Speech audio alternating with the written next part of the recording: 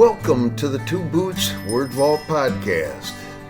Minnesota poet Donna Isaac joined poets Maureen, Skelly, Michael Moos, and me on February 22nd, 2026 for the Cottage Salon Poetry Scrum. Here's Donna's first poems.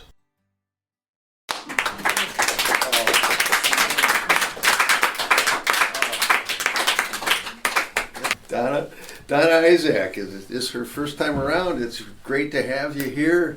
I loved what I heard the last time we heard you reading down there and had to ask you to come. Thank you, Tim. Thank you. Thank you for coming out on this cold day. I'm going to read a couple of poems from my new book, In the Tilling. And it's a lot about sustenance, a lot about food. There's some recipes in there. I like to cook too, so. And I was raised mostly in the South, so I'm sorry, I'm a little disgruntled about winter time, even though your beautiful winter poems, I wish I were more enamored. Where in the South were you? Well, in Virginia mostly, but North Carolina and Tennessee also. You have such good food down there. Yeah, oh yeah. Anyway, I also fell on the ice, so I'm going to start with this poem. Falling Down. Family and friends as of late tell of people falling. Results of Parkinson's, weak backs, inattention to surroundings, a cluttered or slippery environment, home or outdoors. In the 1800s, a paucity of public trash cans gave rise to rotting banana peel litter, bananas being a very common on-the-go snack. Sliding Billy Watson, the first comedian to use the banana peel slip gag, glided on the stage for a laugh, but he got a bigger one when he fell. Once I set a magazine on the steps but forgot about it, so when running downstairs for the phone, I slipped on a glossy picture of Rihanna landing on my coccyx bone, which wasn't funny, though the bone's name is. The modern equivalent of a banana peel just might be the distraction of a cell phone. People with eyes glued to screens may smack into walls or poles, fall into holes, fly into traffic, or step into a fountain, hitting their head on a gargoyle. They might even slip on a blackened banana peel. It's not funny when someone slips and falls. What we really want is sure footing. Wherever we go, balance on the earth. Yeah. And there's a recipe for banana cake. And 4 years ago, Russia invaded Ukraine in this month.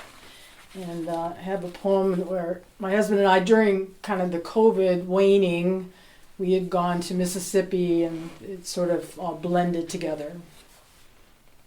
A spring trip after Russia declares war. Down by Biloxi's shore, a country boy who told us he loved chicken gizzards and turnip greens, he drove a cab that smelled of seafood.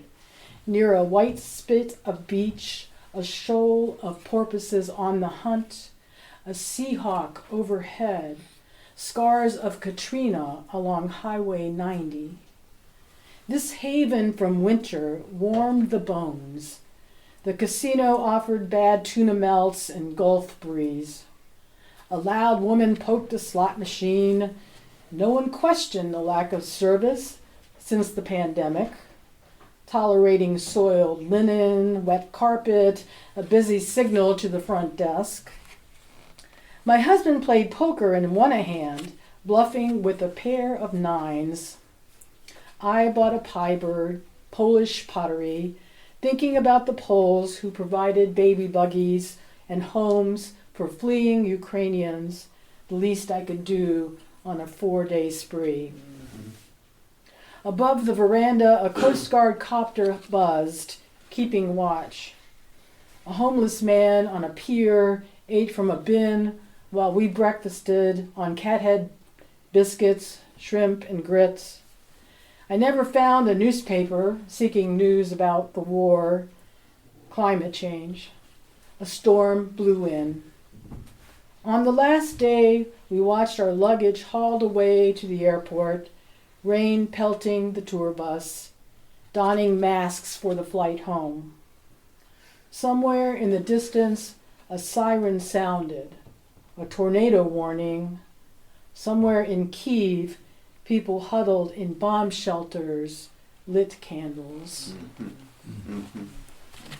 Shrimp and grits is the recipe on that. All right, I have to get a little political. I recently had cataract surgery. We just talked about that. And I thought it was going to be some miraculous thing, but I was kind of fuzzy for about a month. So this poem came about. Cataract surgery in the time of Trump. Perhaps it's okay to have soft edges in this catastrophic year. Two friends said it was all a piece of cake. I remember creepiness, colored lights, like those in Dipple the Optician. It's from, God, I can't think of his name. Dipple the Optician, okay. It's the, oh my gosh, forgot the name of the poem. Anyway, I'll think of it. It'll come. It'll come. Bebop, boobop went the machine. It was spaceshipy. Move it to the right, move it to the left, move it to the middle, shake it all about. Patches, tape, shields, glasses do not avail. Still a monster, still wreckage in the blurry distance. Edgar Lee Masters Spoon River Anthology. Thank you. Could think of all that. This is a new poem. I just learned about how to write a glose, where you take 4 lines from a poet and then you use those lines as end lines for 4 stanzas. What remains? A glose.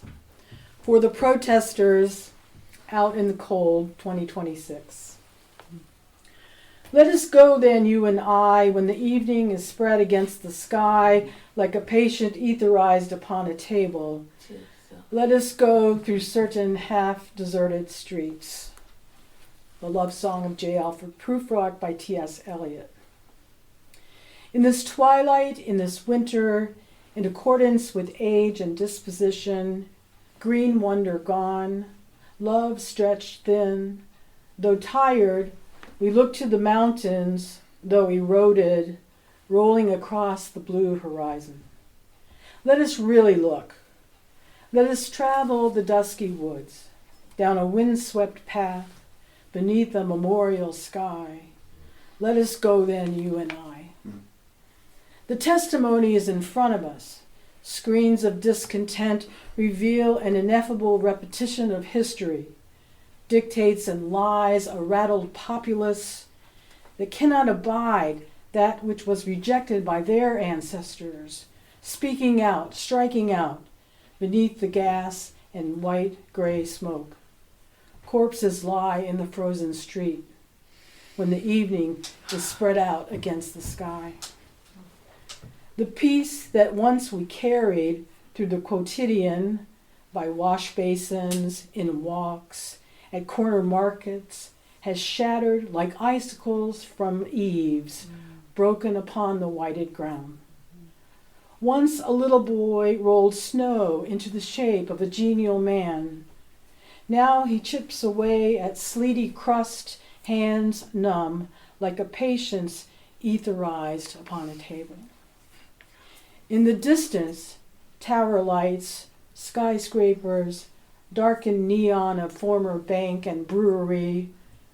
Time has brought us to this moment, witnesses to decay remaining graffiti in commemoration of.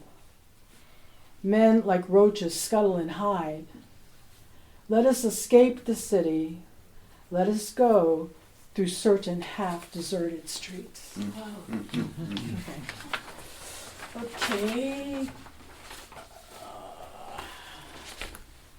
Two more? Yeah. Yeah, okay. This is called Little Hats. What if we were just beacons of light, streaks of energy with eyes and mouths, ethereal, floating? We might have two beams for arms to reach and hug, no other distinguishable features. We could still wear clothes to damp down or dress up, little hats if you wish. We'd greet each other with a pulsing glow like the eponymous worm or Hydra Medusa, a tip of acknowledging commonality. Would people still criticize, hate our particular sparkle, our intensity, having no color, no corporeality, no caste? We cannot kill or maim light. No crushed windpipes, battered bodies, shoppers shot in the produce department, children shot in pews. When our time came, we would rise and become part of the galaxy, a star or distant moon. Patrick Swayze at the end of Ghost, no longer of this world, our true essence after all. And then I'll end with a kind of disgruntled. When I saw the snow coming at Thanksgiving, I was like, oh, not yet. Okay. So I wrote this poem. Raised South. Mm-hmm. In the wistful light of November, snow swirls like ghosts. First of the season, Thanksgiving Eve. I'm undone. Lean into the past. Tidewater, Mama's ham, 6 pies, front porch glide, soft clouds, pale sun. When rare Virginia snow came, I remember dead fingers pulling a radio flyer, a bloody nose from a sledding brother's boot, crying in the cold, a Minnesota Christmas, granny boots stiff with ice. Now I live here. 6 months of snow smack, media panic, shovels, snowblowers, sand, plows, grit, kitty litter, salt. Let it come on Christmas Eve, flurries at dusk, like fireflies against dark trees. Then and only then.